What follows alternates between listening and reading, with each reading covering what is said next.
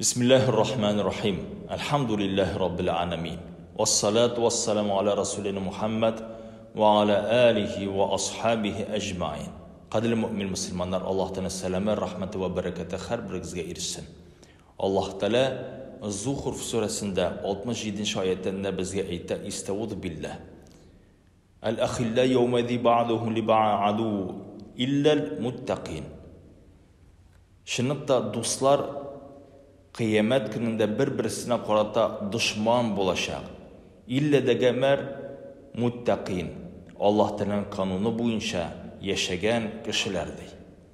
Ya ibadi, la khawfun aleykum el-yevme ve la entum tahzanun.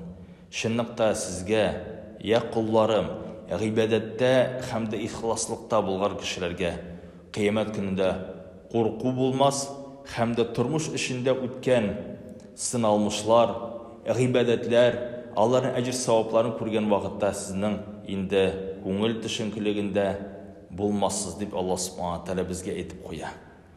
Şu ayetten kadarı cemaat biz kursak, qarağızlar Allah teala kıyamet gününde şu kişiler koysaları bu dünyada hatta dostlar bulsalar da bir-birisi bilen ışıraşıp yerseler de Allah'ın arasında kardeşliğinde iman bulmasa, Allah bulmasa, din bulmasa, kıyamet günde alar birbirine karşı düşman bulaşacaklar. Ne sebepten?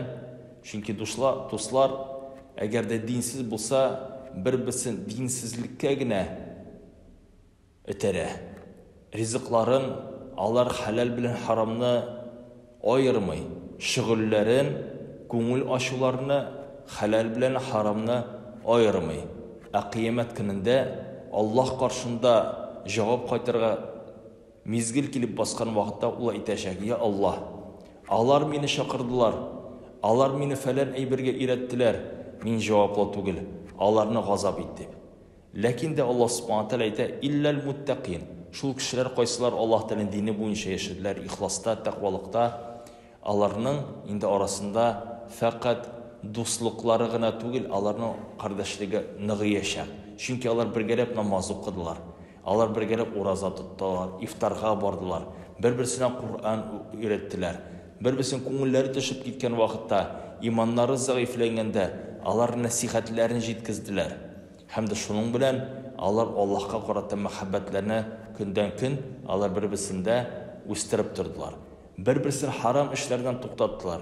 Bir kardeşi imanı düşken rövüşte nerseginde bulsa, dinge kogılşılı bulmayan meselede kulun sussa, ularını toxtattı, nasihati bilen. Peygamber Muhammed Mustafa sallallahu aleyhi ve sellem de özünün bir hadisinde bizge edip koyar. Armar'u ala dini halili. Şenlikti kişi özünün dostunun dinindedi.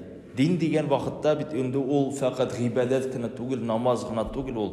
Orazat tugil, ol edep, ahlak, özün tutu, rizqin saylav, ailesin quru, bu dünyaya qarata özün küz Allah'ı felyandur ahadukum men yukhalil. Qaradı.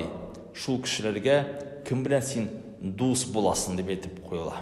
Şul vaxtında Allah subhanahu teala Kur'an-ı Kerim'de ayta istauzu billah ya eyyuhellezine amanu taqullah ya iman getirgen mümin Müslümanlar. İman bilen gine toxtalmağız.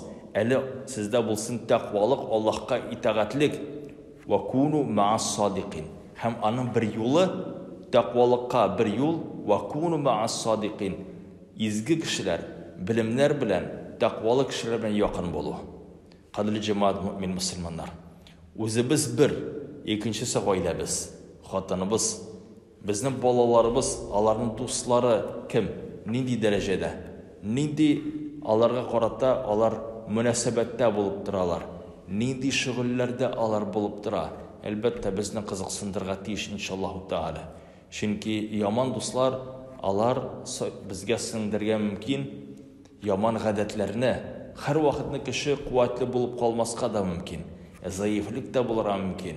Biz aytırga mümkünüz, biz alarını hak yolga bastırabız deyip, kiresinçe bulara mümkün, alar hak yoldan hatta adaştırga da mümkünler. Elbette, qadrli cemaat, özümüzün dostlarımızdan qaragan vakitte, biz özümüzün birinci saqlarga tiyişbiz. Kişi karşında da kıyın bulurga mümkün. Eğer de bir dostumuz kelip, өзінің гунахлары турында безгә сөйләсә, фәлән җирдә хәмер иштек, шунда барып гуләт иттек, фәлән кызларны карадык һәм дә күрдек дип аны әйтсәләр, фәлән җирләрдә без урладык, шул җирләрдә эләктердек дип, эх, яхшы булды дип безнең каршыбызда мактанып утырган вакытта, без аны яки туктатабыз, дустым, бу дингә каршы дип, яки тыңлап утырмыйбыз. Чөнки бер мәртәбә тыңлыйсың, ике мәртәбә тыңлыйсың, һәм дә бу гынахка карата сезнең дә күңелегез инде авышырга мөмкин. Алла сакласын. Шуңар да инде һичшиксез үзебезнең дусларыбызны инде сайларга тиешбез иншалла. Үзебезгә генә түгел, балабызга да, хатыныбызга да иншаллаһу тааля кем безнең каршыбызда дөньябызны алып барырга ярдәм итә.